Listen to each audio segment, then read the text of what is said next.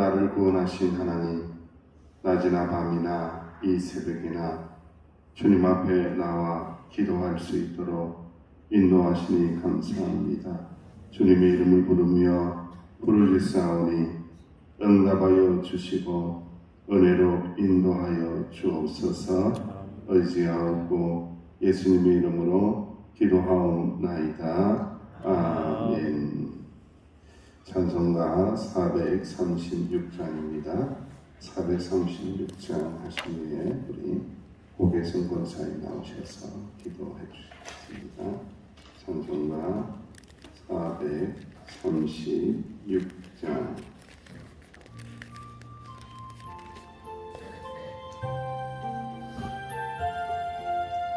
나 이제 주님의 새 생명 얻으모 옛 것은 지나고 새 사람이로다. 그 생명 내 맘에 강같이 흐르고 그 사랑 내게서 해같이 난다. 영생을 누리며 주 안에 살리라. 오늘도 내일도 주 함께 살리라. 주 안에 감추인 새 생명 얻으니 이전에 좋던 것 이제는 다없다.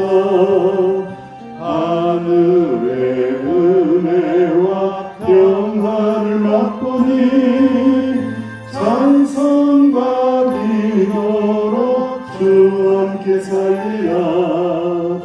영생을 누리며 주 안에 살리라. 오늘도 내일도 주 함께 살리라.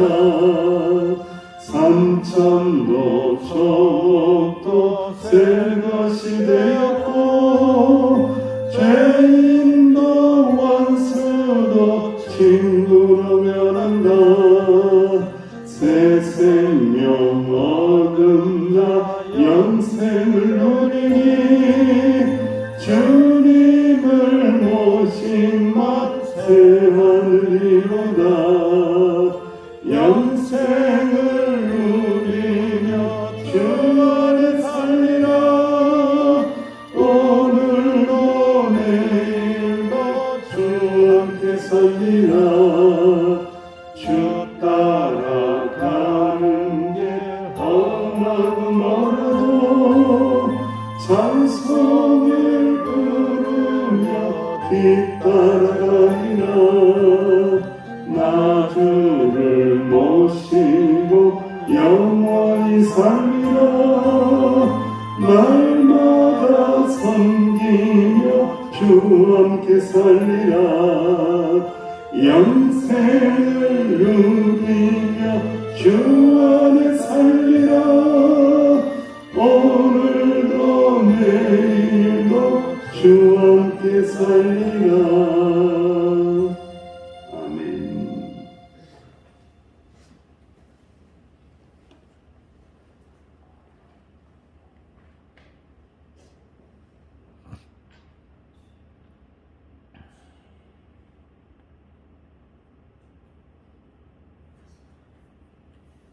영혼이 잘됨같이 범사에 잘되고 강건하기를 원하시는 하나님 아버지 감사합니다. 이 시간 우리의 마음의 중심이 하나님을 향해 있기에 이렇게 새벽기도의 자리에 오게 하신 하나님 아버지 감사드립니다. 오늘은 가정의 달인 5월 첫 주 거룩한 주일입니다. 우리의 몸과 마음을 예수님 마음으로 채워 시험에 들지 않도록 더욱 깨어 기도하게 하시고 우리 모두가 어느 곳에 있든지 살아가는 동안에 정말 교만하지 않고 하고자 하는 일들이 잘 이루어가게 하시고 맡은 바 충성을 다하여 하나님께 쓰임받는 믿음의 일꾼이 되게 하여 주옵소서. 아멘. 주님을 따르는 영의 자녀가 되게 하옵소서. 아멘. 그리하여 저희들이 말씀 안에서 아름다운 믿음의 가정들을 이루고 하나님께 영광이 되고 믿지 믿지 않는 이웃에게 본을 보이며 하나님 나라를 확장해가는 가정들이 되게 하옵소서. 여호와 라파 하나님, 성도님 중에 뭔가 마음이 아프고 힘든 자들을 위해 기도합니다. 속히 치유되도록 성령 하나님 만져주시고 위로하여 주시고 광선의 빛을 비춰주시어 언제나 하나님을 찬양하며 감사함으로 증거하는 삶을 살게 하옵소서. 전능하신 하나님 아버지, 우리나라의 정치, 경제, 그 외의 모든 문제들 바로 서게 하시고 국방이 안전하여 이웃 나라들과 교섭이 잘 이루어지게 하시고 나라를 위해 수고하는 우리 군인들의 안전을 지켜주시고 불상사가 생기지 않도록 모든 위험을 하나님 아버지 막아주시옵소서. 이 시간 주님의 말씀을 선포하시는 우리 박희신 목사님 기억하여 주시고 성령의 능력으로 붙들어 주셔서 언제 어디서나 성령 충만케 하시고 목마른 영혼마다 생수화되는 은혜의 말씀에 저희가 큰 은혜를 받고 힘찬 발걸음으로 걸어갈 때에 함께 동행하여 주시고 인도하여 주시옵소서. 감사드리오며 거룩하신 예수 그리스도의 이름으로 기도합니다. 아멘. 하나님의 말씀 함께 봉독합니다. 사무엘하 15장 1절에서 12절까지 말씀, 구약성경 487조. 압살롬이 드디어 본색을 드러내고 있습니다. 15장 1절에서 12절 시작. 그 후에 압살롬이 자기를 위하여 병과 말들을 준비하고 호위병 50명을 그 앞에 세우니라. 압살롬이 일찍이 일어나 성문길 옆에 서서 어떤 사람이든지 송사가 있어 왕에게 재판을 청하러 올 때에 그 사람을 불러 이르되 너는 어느 성읍 사람이냐 하니 그 사람의 대답이 좋은 이스라엘 아무 지파에 속하였나이다 하며 압살롬이 그에게 이르기를 보라, 네 일이 옳고 바르다마는 네 송사를 들을 사람을 왕께서 세우지 아니하셨다 하고, 또 압살롬이 이르기를 내가 이 땅에서 재판관이 되고 누구든지 송사나 재판할 일이 있어 내게로 오는 자에게 내가 정의 베풀기를 원하노라 하고 사람이 가까이 와서 그에게 절하려 하며 압살롬이 손을 펴서 그 사람을 붙들고 그에게 입을 맞추니 이스라엘 무리 중에 왕께 재판을 청하러 오는 자들마다 압살롬의 행함이 이와 같아서 이스라엘 사람들의 마음을 압살롬이 훔치니라. 4년 만에 압살롬이 왕께 아뢰되 내가 여호와께 서원한 것이 있사오니 청하는데 내가 헤브론에 가서 그 서원을 이루게 하소서. 당신의 종이 아람 거술에 있을 때에 서원하기를 만일 여호와께서 반드시 나를 예루살렘으로 돌아가게 하시며 내가 여호와를 섬기리이다 하였나이다. 왕이 그에게 이르되 평안히 가라 하니 그가 일어나 헤브론으로 가니라. 이 압살롬이 정탐을 이스라엘 모든 지파 가운데에 두루보내 이르기를 너희는 나팔 소리를 듣거든 곧 말하기를 압살롬이 헤브론에서 왕이 되었다 하라니라. 그때 청함을 받은 200명이 압살롬과 함께 예루살렘에서부터 헤브론으로 내려갔으니 그들은 압살롬이 꾸민 그 모든 일을 알지 못하고 그저 따라가기만 한 사람들이라. 제사 드릴 때에 압살롬이 사람을 보내 다윗의 모사 길로 사람 아히도멜을 그의 성읍 길로에서 청하여 온지라. 반역하는 일이 크감에 압살롬에게로 돌아오는 백성이 많아지니라. 아멘. 드디어 본색이 드러나다. 압살롬의 야망이 드러나고 있습니다. 언젠가는 드러나게 되죠. 언젠가는 그 본색은 정체가 탄로나게 되어 있습니다.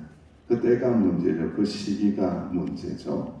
언젠가는 악한 자는 악한 일을 도모하고 이렇게 반역의 깃발을 높이 세우는 날이 언젠가는 오게 되어 있다라는 거죠. 그런데 이 모습을 이렇게 보면서 이 압살롬의 이 마음속에서 내면에서 이 정오, 미움이 그 욕망을 타고서 자라났는데 점점 커져서 마치 괴물이 자라나듯이 자꾸 커지는 거예요. 자꾸 커져서 결국은 얼마만큼 커졌느냐? 자기의 아버지, 자기의 부친인 다윗 왕을 배반하고 배신하고 반역하는, 모반하는 자리까지 가는 거예요. 어떻게 아들이 그럴 수 있을까? 금방 화해하지 않았느냐? 금방 입을 맞추었지 않았느냐? 입맞춤, 그런 거 다 거짓말이라는 거예요. 인간은요, 그런 존재라는 거예요. 순식간에 그 안에 있는 이 괴물과 같은 욕망, 야망이 드러나는 그 순간이 오면은 아버지도 없고 부모도 없고 아무것도 없는 거예요. 그저 자기의 야망만, 자기의 욕망만 꿈틀대는 그런 인생으로 곤두박질 쳐버린다라는 것을 우리가 말씀을 통해서 알게 되죠. 이를 통해서 우리는 좀 더 깊은 인간의 내면 세계, 또 인간의 죄성에 깊이 다가서게 됩니다. 본질상 인간은 부패한 죄인이라는 거죠. 죄덩어리라는 거죠. 하나님의 매일매일 다가오심과 하나님의 매일매일 만지심과 은혜 주심이 없다라면은 그냥 죄로 똘똘 뭉치고, 죄가 똘똘 뭉치다 못해서 자기를 그야말로 거대한 괴물로 만들어버릴 수 있는 존재가 바로 인간이라는 존재다라는 것을 알게 됩니다. 20살의 젊은 나이에 왕이 된 사람이 있습니다.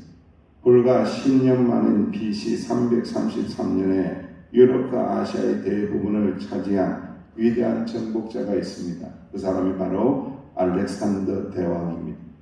더 이상 정복할 나라가 없게 되자 그는 이렇게 탄식합니다. 더 이상 정복할 나라가 없으니 이제 나는 심심해서 어찌할꼬. 그러니까 이 이야기는 뭐냐?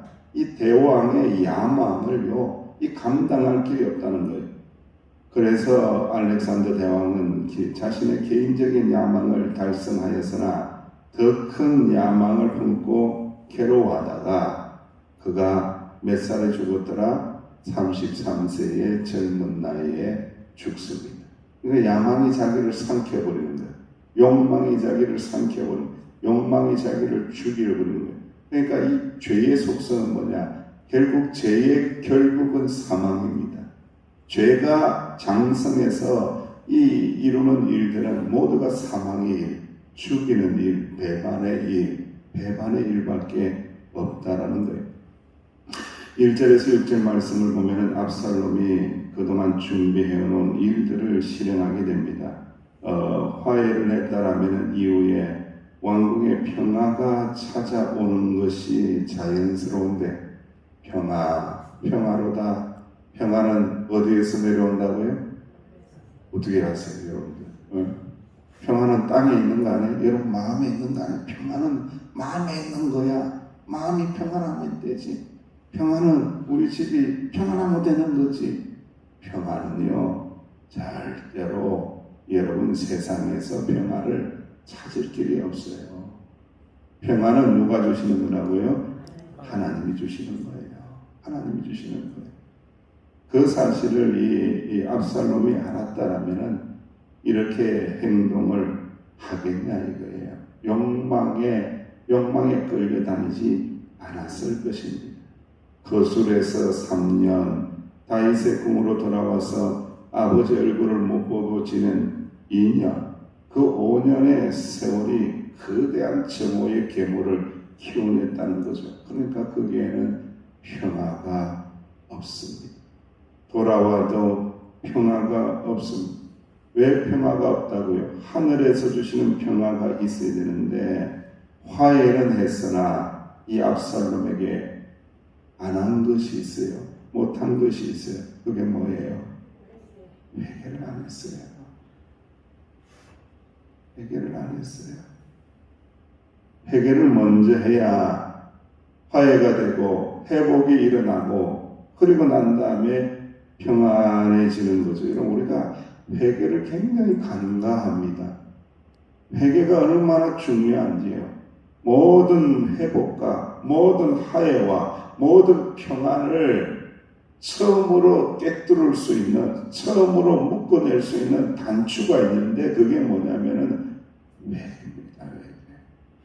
진실한 마음으로 하나님 앞에 회개하는 자에게 하나님 용서하시고 하나님 회복시키시고 하나님 화해시키시고 하나님께서 평안을 주시느니라. 그 평안이 우리에게 주시는 참된 평안이다라는 것을 알게 하십니다. 5년간의 세월 동안 어둠 속에서 키워온 욕망을 하나하나씩 꺼내줬습니다. 호위병을 50명씩 거느리게 됩니다. 자기 사람을 만드는 거죠. 그리고 중간에서 재판을 청하러 오는 사람들을 가로채립니다. 그리고 마치 자기가 굉장히 인자한 사람인 것처럼, 은혜로운 사람인 것처럼, 다윗한 아버지보다도 좀 더 나은 사람인 것처럼 막 달려와서 입을 맞추고 달려와서 축복해주고 그런 제스처를 하게 됩니다. 이 말씀을 통하여 6절에는 이렇게 기록하고 있습니다. 사람들의 마음을 도둑질하다. 사람들의 마음을 훔쳤다는 거예요. 이게 가짜로 훔쳤다는 거예요.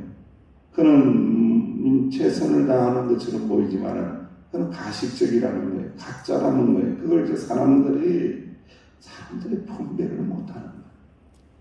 이게 진짜인지 가짜인지 참 이게 영적으로 분별력을 떨어지는 자들이기 때문에 분별을 하지 못하는 거예요.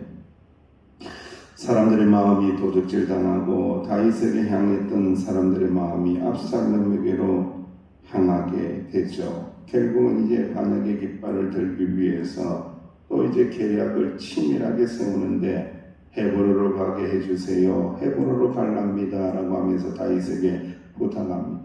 왜 가려고 하느냐? 제가 거슬 땅에 있었을 때에 곰곰이 생각해보니 하나님께 예배를 드리는 것이 중요하다는 것을 깨달았습니다. 내가 예루살렘에 돌아오면은 하나님 앞에 예배 드리기로 내가 서운했습니다. 저는 이 말씀을 읽으면서 마음이 막 찢어지는 거예요. 이 약한 자들이요, 이 마귀 같은 자들이요, 예배를 이렇게 악용하는구나. 하나님의 거룩한 예배를, 살아계신 하나님에게 경배하는 예배를 이렇게 악용하는구나. 어찌 이 추악한 일들을, 이 추악한 죄악을 어찌 용서받을 수 있으리요? 하나님의 예배를 오염시키고 있습니다. 이 추악한 이 압살롬이 반역의 도구로 사용하고 있다는 거예요. 권력력으로 가득 찬 사람들은요, 이렇게 행하는 거예요. 여러분, 제가 교회 안에서 정치 이야기하지 말라, 정치 이야기하지 마세요. 세상 정치 이야기도 하지 말고, 노예 정치 이야기하지도 말고, 총회 정치 이야기도 하지 말고, 정치 이야기 하지 말라는 이유가 바로 거기에 있어요. 정치에 빠지면은 이상하게 하나님이 사라집니다. 이상하죠? 희한한 거예요. 정치의 이야기를 하기 시작하면은 하나님의 은혜에 대한 이야기가 사라지기 시작합니다. 다 사라져요. 정치 일색으로 교회가 돌변해버리면요, 하나님의 예배까지도 오염되기 시작합니다. 다시 한번 모두 부탁을 드리오니 교회 안에서 성도들과 함께 앉아있을 때에 정치 이야기 하지 마시고 은혜 받은 이야기 하시고 하나님 말씀에 은혜 받은 이야기 하시고 한 주간 동안 나와 동행하신 하나님 이야기 하시기를 주님의 이름으로 축원합니다. 아멘. 압살롬은 각 지파에 정탐꾼을 보내서 나팔 소리가 들리면 압살롬이 왕이 되었다 라고 선포하면서 이 반역을 완전히 이루게 되는 그 장면으로 말씀이 마무리되면서 그 길에 아이도벨이라는 사람도 초대되어서 뭣도 모르고 아무것도 모르고 그렇게 합류되어서 수많은 사람들이 아무것도 모르는, 그래서 이 반역의 길에 빠져가지고 아무것도 모르고 끌려다니고 있는 것을 말씀을 통하여 마무리를 하고 있습니다. 그래서 이 상징적이거든요. 여러분, 아이도벨이라는 이름의 뜻이 뭐냐면요, 참 기가 막혀요. 이 이름의 의미가 뭐냐? 나의 형제는 어리석도다. 나의 형제는 어리석도다. 나의 형제는 어리석은 짓을 하는 사람들에게 마음 모여있는 형제들은 어리석도다. 어리석도다. 그런데 아이도벨이 모사예요.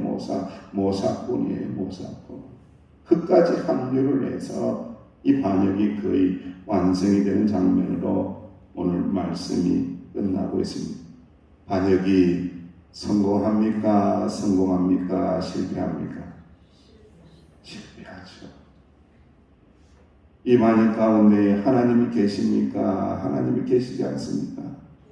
하나님이 계시지 않습니다.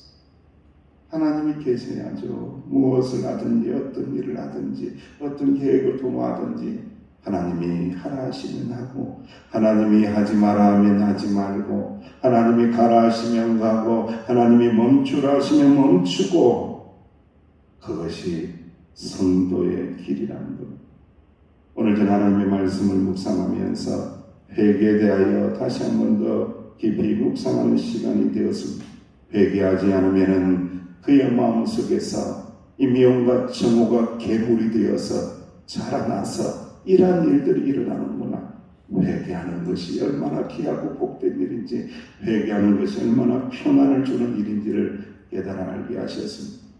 요한복음 8장 10절 이하에 가늠한 여인들을 돌로 치기 위하여 예수님에게 막 끌고 오죠. 예수님께서 그 사람들을 향하여 바라보면서 그 잔인하게 돌로 치려고 하는 자들을 바라보면서 바닥에 무엇인가 글을 쓰죠. 그 글에 대해서는 이야기하지 않죠.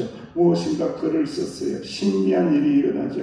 그리고 일어나서 예수님께서 돌을 잡은 그들에게 말씀하시죠. 뭐라고 말씀합니까?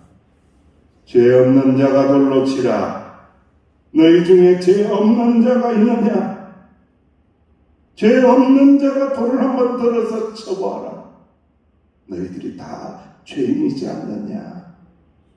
그랬더니 돌을 설거머리 내려놓고 다 꽁문을 빼면서 도망가더라는 거예요. 예수께서 일어나사 여자 외에 아무것도 없는 것을 보시고는 여자여 너를 고발하던 그들이 어디 있느냐? 너를 존재한 자가 어디 있느냐? 대답하되 주여 없나이다. 예수께서 이르시되 나도 너를 정죄하지 아니하노니 가서 다시는 어떻게 하라고요? 죄를 범하지 말라. 죄를 범하지 말라. 용서한다. 은혜를 베풀어 준다. 그리고 다시는 죄를 범하지 말라. 그러면서 예수님께서 이렇게 말씀을 마무리합니다. 나는 세상의 빛이다. 나를 따르는 자는 어둠에 다니지 아니하고 생명의 빛을 얻을 것이다. 죄를 비켜날 수 있는 방법이 있다. 그 방법은 너희 안에 있는 것이 아니다. 바로 세상의 빛이 되시는 예수님을 따라가는 것이다. 세상의 빛이 되시는 예수님을 마음에 모시고 중심에 모시고 사는 것이다. 세상의 빛 되신 주님과 동행할 때에 죄의 어둠은 다 물러가게 될 것이다. 다 제거되게 될 것이다. 예수님은 생명의 빛이 되시고 예수님은 구원의 빛이 되시도다. 할렐루야.